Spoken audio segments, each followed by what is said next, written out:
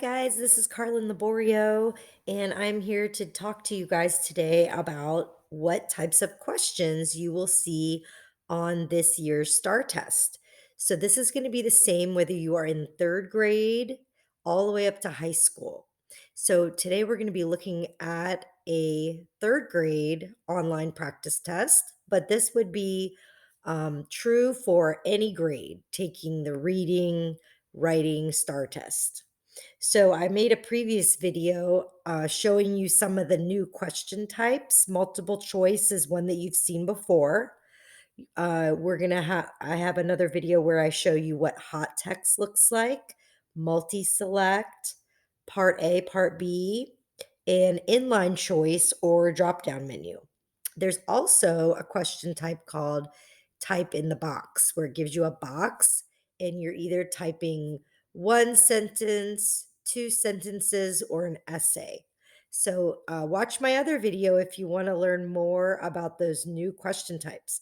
This video is going to be how to identify if it is a revising question, an editing question, a reading question, if it is a short constructed response, or an extended constructed response. Okay, so this is kind of what the format of the test will look like. The passage will be over here on the left, which you will scroll down. You'll see this green bar goes all the way to the right when you are all the way at the bottom. And then over here, you will see the questions. So when you look at this question, you can tell that it is asking you about a vocabulary word. So if it is asking you about a vocabulary word, what type of question would that be? That's right. This would be a reading question. So most likely all of these in this section are going to be reading, but you can kind of look through and it has a question about which sentence is an opinion. That's going to be a reading question. This one is a hot text where you're selecting the hot text from the paragraph, the text evidence. And that one, you're finding evidence. So that one is also a reading question. This one is asking you, if you look at the keywords, it says author and article. So we know that this has to do with reading. This is a reading question. And these are all just multiple choice. This is also a reading question because it says cause and effect structure. This is a reading question as well. It's asking you about author's voice in the article. And again, key idea, that would be a reading question. And what is the author's main claim in the article? That's also a reading question. So 1 through 8, in this particular test, these are all reading questions. So then I would click next and I would say, yes, I still want to go on because I'm going to skip around to show you. Okay, so then you have a passage and notice the green line is only to here on my screen. So I need to keep scrolling down and then that looks like it's the end of the passage, but my green line is only halfway. So that tells me I need to keep scrolling and look at that. There's another passage. So this is called a paired passage. And that means we're going to be comparing and contrasting things that are the same and things that are different about the two passages. So we need to make sure that we scroll all the way down so that green bar goes all the way to the right. And that is the second passage. So remember, a strategy we can use when there's a paired passage is we could just read the first passage and then answer the questions that go with Ben's book. And then when I see a question that asks me about the second passage, which is called Lost Treasure, then I want to stop and read the second passage and then answer the questions that go with Lost Treasure. The last few questions are going to be questions about both. So that is the strategy. So now that I see that this is a paired passage and I see this is asking me about a vocabulary word, so I know this is going to be a reading question and I know Probably this whole section is going to be reading. But just to show you, when you look through, it's asking you about a relationship between the characters. That's going to be reading. It's asking you about the theme. That's also reading. Setting, how does the setting affect the plot? That's a reading question. How does paragraph 8 contribute to the plot? Reading. And that would be fiction. I know it's a fiction story because it's talking about setting, characters, and plot. Notice that it's still on Ben's book. When I get to number 14, now it's asking me a question about lost treasure. So that's when I would stop and read the second passage, and then I would answer this vocabulary question from the poem, line 25. There it is. So, number 15 is also going to be a reading question about the rhyming pattern. 16 is asking me about the reason the poet uses imagery in lines 5 and 6. That's a reading question about poetry, figurative language. Now, do you see this box here? So that's one of the new question types. I know it's a short constructed response because it says it has a question. How do the speaker's feelings change in lines 17 through 18 of the poem, Lost Treasure? And it says support your answer with evidence. It does not say to write an essay, and it does not have those bullet points. So that tells me I'm going to be writing 2 sentences because it's worth 2 points. So we're going to write one sentence that restates and answers the question. How do the speaker's feelings change? The speaker's feelings change, and then you would answer it. Your second sentence, you give evidence from the poem to prove your answer. Okay. Number 18 is going to be, notice how this one says Ben's book and the lost treasure. So this one has to be something that it says, based on the story, Ben's book, and the end of the poem, Lost Treasure, what will Ben and the speaker most likely do next? So is that going to be a similarity or a difference? Right, that's going to be a similarity. So when we answer questions like this, we have to go through each answer choice and find the answer that has evidence or proof in both passages. If it's not in both, then it's probably not the answer. And remember, you can use your eliminate button to cross out the ones that are not in both. And then there's another question, and it even gave a word in bold letters in all capitals. What does that word say? Both. So that's going to be another similarity.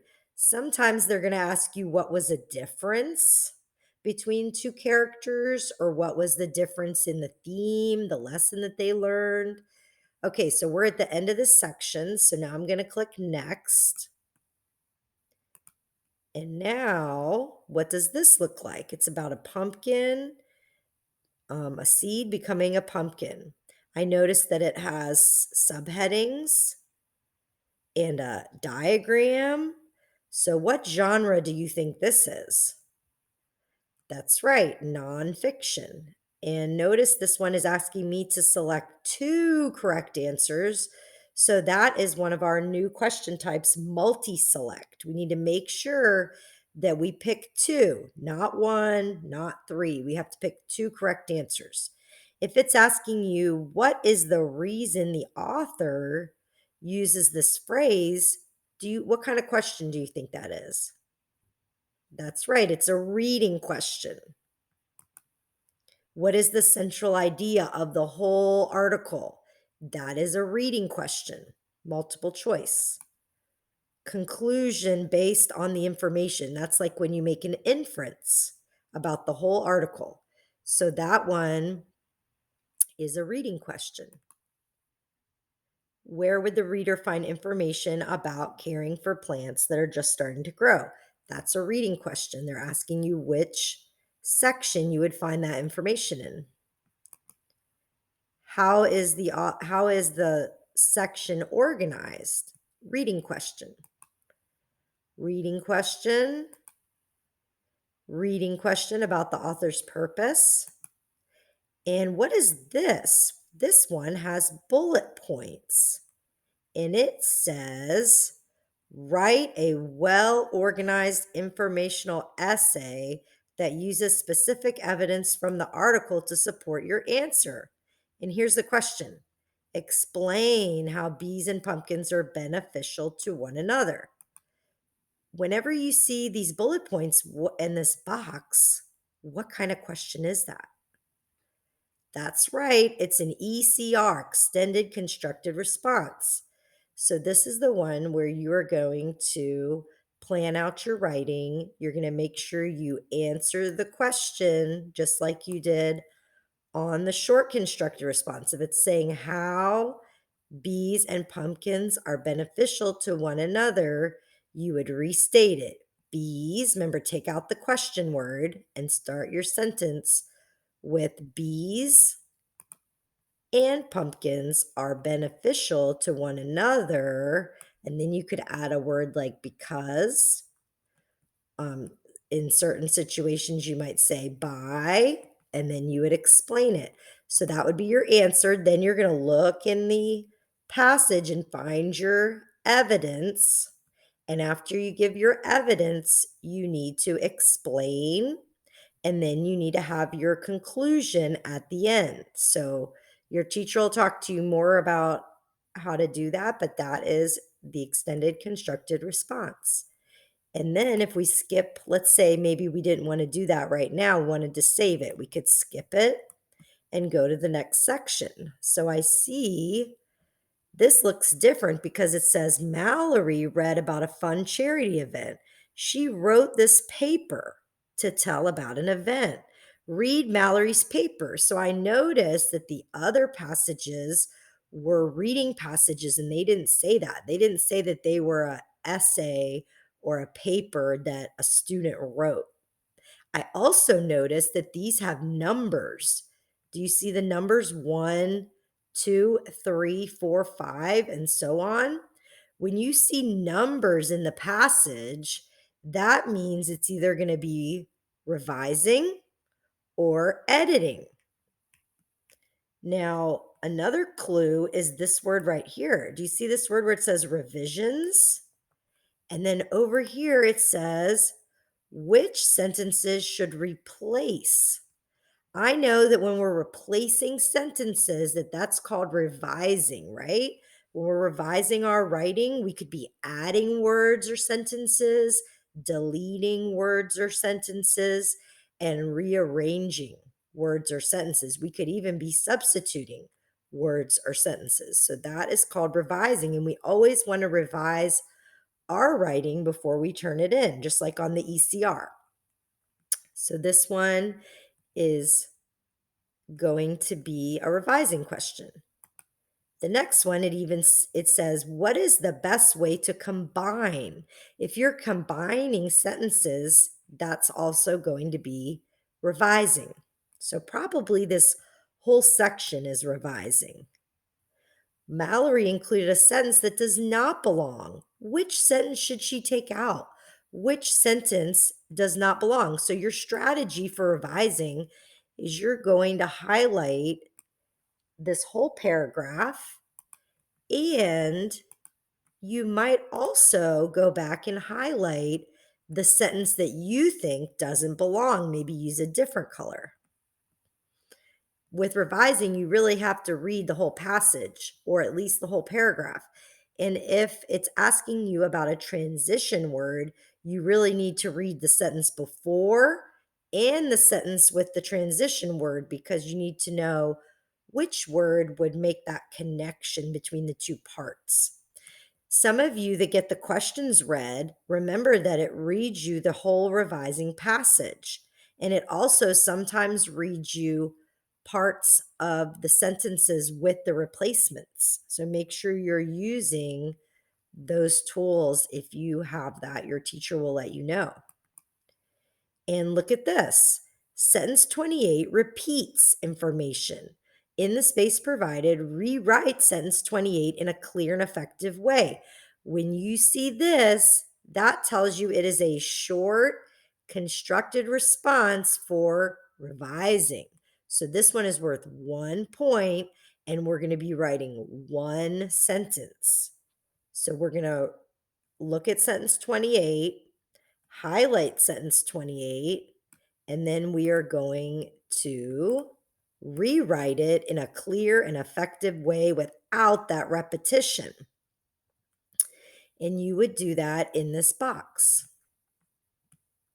Okay, now we're going to go to the next section. Okay, so this one says Carter wrote this story about a recent trip he took with his grandparents. Again, it's a student's piece of writing. So we know this is either going to be revising or editing. Let's keep reading. And then it says, look for revisions he needs to make. So probably this is a revising passage. Look how it has the numbers. And then if I look at the question, it says, which sentence in this paragraph repeats and should be removed? So that is definitely a revising question. This one is asking for a better topic sentence for the third paragraph and which sentence should replace sentence 13. So the keyword replace, that tells you it's revising. Best, look how they put that word in bold. Best follow and support. Whenever you see the words follow and support, just like when you follow somebody in the line, you're behind them. So when a sentence follows and supports, it goes after, and it usually is going to give a detail or an example, not a main idea, because it's going to follow and support sentence 23. So what I would do is I would read this whole paragraph, but then I would look at sentence 23 and I would think what could go right there in that spot before sentence 24 that would follow and support what I just wrote 22 and 23. You got to think like a writer and think if this was your best friend, how would you help your buddy revise their writing? So you're helping them out. What is the best way to revise sentence 29? So you would highlight sentence 29, and then you would look over here at your answer choices and you would eliminate the ones that do not make sense or are incorrect, and you will be left with the correct answer. So those are your strategies for revising. Okay, now let's read this one. It says Malachi is writing a paper about someone he considers an American hero. Read this paragraph from his paper and look for corrections. So I noticed that this one is also a student's paper, but it has a different word. Instead of revisions, it has the word corrections. And it still has the numbers, but it's a lot shorter. So guess what? This is going to be editing. Over here, it'll usually say what change should be made in sentence blank. So in this case, sentence 2. So what you would do is you would highlight sentence 2 and you would look with your detective eyes and you would try to find what is the mistake. It's either going to be capitalization, usage, which is like subject verb agreement, P for punctuation, and S for spelling. So those are the types of errors that you're going to look for. And it'll say something like this: change her to hers. And basically, your strategy for editing is first you read the sentence and you look with your detective eyes and you see if you see a mistake. If you don't, that's okay. Then you're going to go to each answer choice and you're going to read each one and you're going to substitute that in the sentence. Her's father was a farmer. Does that make sense? And if it doesn't, you're going to cross it out. Change was to been. Let me try it. Her father been a farmer. Does that make sense? Then you try the next one. Change farmer to farmer. So they're saying, does farmer need to be capitalized? Is it a proper noun? Change the period to a comma. So then you decide which one is it? Is it C or D? So that's your strategy for editing. You try each one in the sentence and you pick the one that makes the most sense. Look how the pattern is the same. What change should be made? Did you notice that the revising questions had a lot more words in the question? That's another way you can tell it's revising. So whenever it says what change, it's usually going to be editing. And again, oh, this is different. So this is one of our new question types called inline choice or drop down menu. And when we are clicking on the drop down menu, we're going to make sure that we read each answer choice. It's kind of like multiple choice, but it shows you what it would look like in the sentence. So you want to try each one. You can even click on it and then read it. She learned about the International Red Cross. And then try the next one. Learning about the International Red Cross. And then the next one, she learned about it.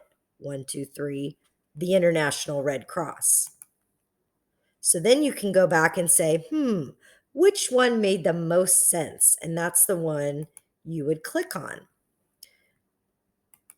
Okay, now I'm going to click next because I'm skipping around. And this one says, Horatio's writing a paper to argue that people should not litter. He's writing an opinion essay or argumentative. Read the first 2 paragraphs of his paper and look for corrections he needs to make. So when I see that word corrections, what does that mean? That's right, it's an editing question. The paragraphs, it's only showing you the first 2 paragraphs that he wrote because they're keeping it short and sweet and they're giving you the numbers. So the first question is asking what change should he make to sentence 2. So you're going to read sentence 2, you're going to look with your detective eyes, and then you're going to choose which error makes the most sense. Try each one. So this is editing. And this one, also editing, and the last question, editing. All right, and then you would go back. Remember that up at the top, you can click items and you don't want to see all these red triangles because that means, oh no, you didn't answer any of these questions. If you see it's blank, that means you answered it. And if you flag the question, I'm going to go back to this one and flag it. If you flag a question to go back to it later, see how it'll show you the flag?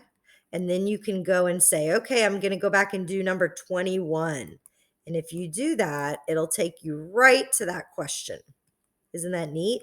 So that's a way that you can make sure you've answered every question before you end your test. And then you would click save. And then when your teacher tells you, you would click end test, and then that would be the end. So I hope this video helped you to learn about the new question types. Just to review, we talked about reading questions, revising questions, editing questions, short constructed response for reading, 2 sentences, short constructed response for revising, 1 sentence, and ECR, extended constructed response, which is your essay.